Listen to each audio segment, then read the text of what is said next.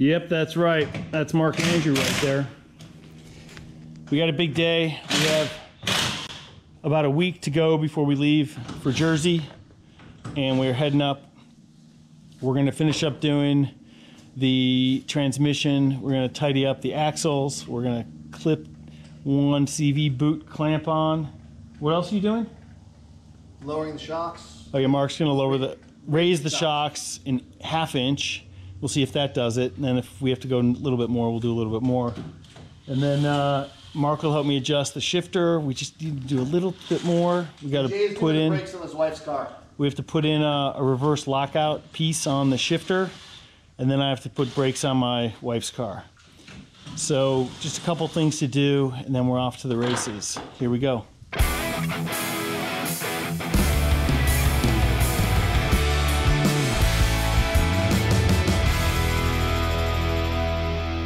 Mark, Andrew in the house. I'm like, I don't even know what to do. Okay, so there's a reason why this bolt is the right length, but this broke off in the axle cup, and I had to weld that nut on so that we could then... Don't forget you broke a bit too. Yeah, we broke a bit. Just trying to get some actual flange bolts on there. So Mark's going to replace all the flange bolts with new ones that we have, and then hopefully it'll take the sway bar off, and then we'll do the height adjustment, and maybe we'll film some of that because it's super exciting. Oh, by the way, getting that bolt out, would it take an hour and a half? Okay, so what we're doing right now is putting on the big brake kit, Wilwood. So we're going from these rotors to these. Do they look different? Yep. They look a little bigger. One goes to 11. Yeah, exactly. So with this kit, with the big brake kit, the Wilwood kit, you get aluminum spacers, brackets to make those fit. And then you've got some brake line fittings and some other shims and stuff like that. Because we have to make sure that the rotor is centered in the caliper. Do you want to go to the table over there and grab 2 calipers? So that's what we're doing right now. We're going to try and get this done before Cooper gets back.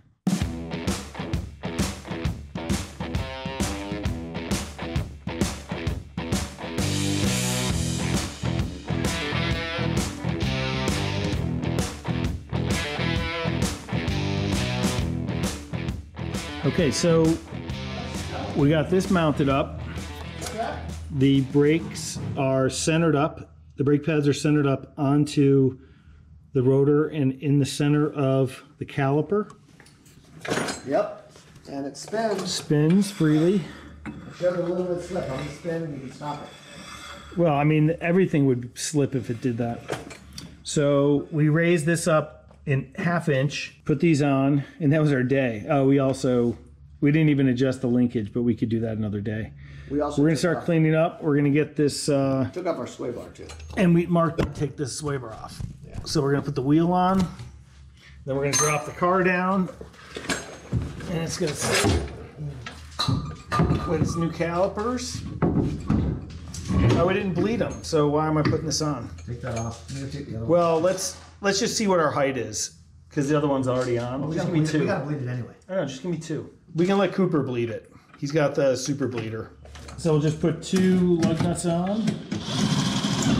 This is going to show us if we have enough space there. And as you can see, all right, well, that wraps up today's work. All right, Mark, what did we get done? Got a lot done.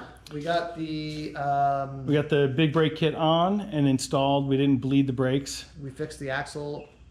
And added the 2 nuts. We broke the axle nut, then we pulled it out, put some new ones in. We also pulled the sway bar. Mark pulled the sway bar off. And then I changed the oil, changed the brakes, and got my wife's car going. Yep, happy wife, happy life.